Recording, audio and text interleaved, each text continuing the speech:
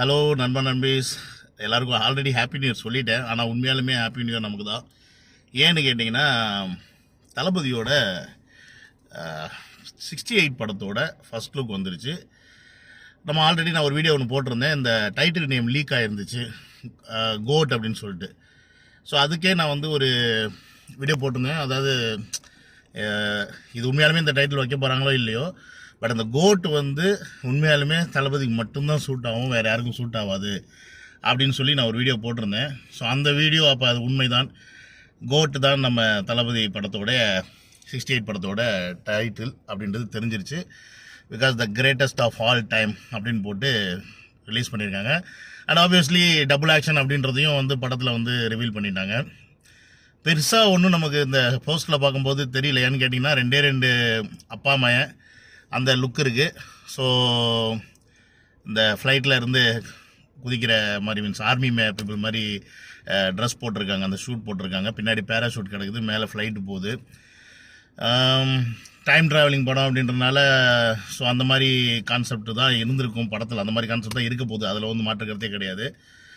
இதில் greatest of all time அப்படின்னு சொல்லும்போது மேபி அப்பாவோட ஜென்ரேஷன்லேயும் அவர் கிரேட்டாக இருந்திருப்பார், மகனோட ஜென்ரேஷன்லேயும் இவர் தான் கிரேட்டாக இருக்கிற மாதிரி தான் ஸ்டோரி வந்து நம்ம வெங்கட் பிரபு கொண்டு போயிருப்பார் அப்படின்னு நினைக்கிறேன். ஸோ படத்தை பற்றி நம்ம இதுக்கு மேலே பேசுறதை விட, இந்த டைட்டில் உண்மையாலுமே தளபதிக்கு இப்போ தான் கரெக்டாக சூட் ஆகிற மாதிரி சில விஷயங்களும் நடந்திருக்கு. உதாரணத்துக்கு இந்த நெல்லையில் வந்து ஃப்ளட்டில் அஃபெக்ட் ஆனவங்களுக்கு நேற்று நின்று 1500 பேருக்கு வந்து பரிசு வழங்கின விஷயங்கள். அப்புறம் விஜயகாந்த் அவர்கள் இறந்ததுக்கு வந்து எவ்வளோதான் விஜய் வந்து கிரிட்டிசைஸ் பண்ணாலும் இந்த மாதிரி அந்த மாதிரி இவர் வந்து நன்றி இருக்கா, அது இருக்கு, இது இருக்கான்னா, எனக்கும் அவருக்கும் உள்ள உறவு என்னன்றது எங்களுக்கு தாண்டா தெரியும், நீங்களாம் மூடிக்கிட்டு இருக்கடா கூமுட்டைகளா அப்படின்ற மாதிரி எல்லாரையும் வந்து வாயடைக்க வைக்கிற மாதிரி வந்து அவருக்கான அஞ்சலி செலுத்திட்டு போனதாக இருக்கட்டும். எவ்வளோதான் அவரை பற்றி நம்ம இல்லை நம்ம புகழ்ந்து பேசுகிறோம்னு வச்சுங்க, எவ்வளோதான் வந்து அவர் வந்து தரைக்குறவாக பேசுகிறவங்க இந்த மென்டலான்ஸ் கூட்டம், அப்புறம் மற்ற ஃபேன்ஸ் கூட்டங்கள்லாம் இருந்தாலுமே கூட, விஜய் ஹேட்டர்ஸ் இருந்தாலுமே கூட, அதையெல்லாம் கொஞ்சம் கூட பொருட்படுத்தாமல் அவர் வாட்டுக்கு என்ன செய்யணும் அப்படின்ற நோக்கத்தோடு வந்திருக்காரோ அதை செஞ்சுக்கிட்டு இருக்காரு. அண்டு ஒரு சைடு வந்து சினிமாவில் நம்மளையும் மகிழ்வித்துக்கிட்டு, அதாவது ஸ்க்ரீனில் பார்க்கணுன்னு ஆசைப்படுறவங்களையும் மகிழ்விச்சுக்கிட்டு, தன்னுடைய எண்ணமான மக்கள் சேவையை அதையும் தொடங்கி அதையும் செம்மனே செய்கிற விஜய் அவர்கள்லாம் வந்து நம்ம எப்படி போட்டுறது அப்படின்னு தெரியல. ஏன்னா இத்தனை வருஷமாக அரசியலுக்குள்ளே வர்றேன்னு ஒரு ஆள் இருந்துக்கிட்டு எல்லாரையும் ஏமாற்றிக்கிட்டு இருந்தாப்புல, ஓகேங்களா?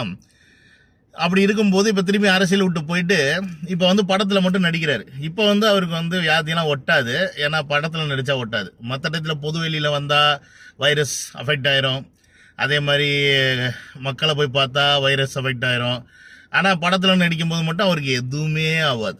அவர் தான் ரஜினிகாந்த், ஓகேங்களா? ஸோ அப்படி ஒருத்தரை வந்து அவருடைய படத்தை ஓட வைக்கிறதுக்கு ஜெயிலர் படத்தில் காக்கா கல் இஷ்யூஸ் எடுத்து அதில் வந்து குளிர் காஞ்சு படத்தை ஓட வச்சுட்டு நான் தான் சூப்பர் ஸ்டார் தெரியுமா ஆச்சா பூச்சான்னு பீத்திட்டாரு.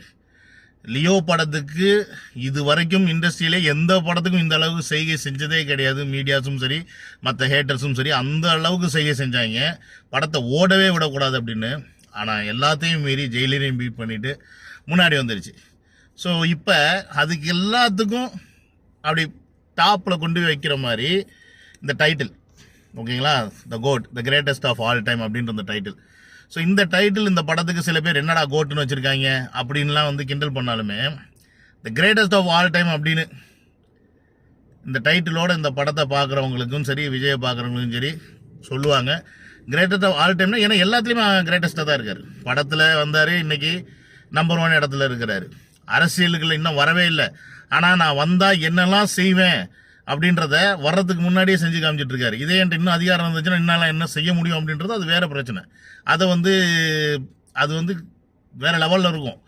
பட் வர்றதுக்கு முன்னாடியே என்னால் என்ன முடியுன்றதே செய்கிறாரு பாருங்க. ஸோ படத்துலையும் நான் ஹீரோ, நிஜத்துலையும் நான் ஹீரோ, மற்ற நடிகர் மாதிரி உச்ச நட்சத்திரங்கள் மாதிரி நான் படத்தில் ஹீரோ, படத்தில் வாரி வழங்குவேன், ஆனால் பொதுவெளியில் காரி துப்புவேன் அப்படின்ற மாதிரி இல்லாமல் நான் தமிழனுக்கானவன், தமிழ் உணர்வோடு நான் வந்து இருக்கிறேன். ஸோ என்னுடைய படங்கள் வந்து உங்களுக்கானவை.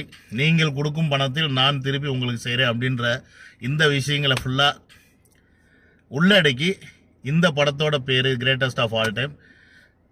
Completely 100% more than 100% fit for Vijay Thalapathy அவர்களுக்கு அப்படின்றத நான் இந்த பதிவு சொல்லிக்கிறேன். ஏன்னா இதில் வந்து நம்ம ஃபர்ஸ்ட் லுக்கில் வந்து பெருசாக டீகோடிங் பண்ணுறதுலாம் ஒன்றும் கிடையாது. இது லியோ கிடையாது. லியோனா ஐயோ ஐஎல்சியில் அதில் வருமா இதில் வருமா உட்காந்து டீகோட் பண்ண வேண்டியிருக்கும். ஸோ இது வந்து வெங்கட் பிரபுவோட ஹீரோ அப்படின்னு அவரே போட்டாப்புல. ஸோ வெங்கட் பிரபுவோட ஹீரோவை எப்படி தெரியல காட்டுறான்றது படம் ரிலீஸ் ஆகும்போது நம்ம பார்க்க முடியும்.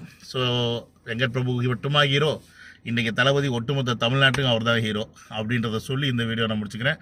See you on another video. Love you all. Take care. Bye bye.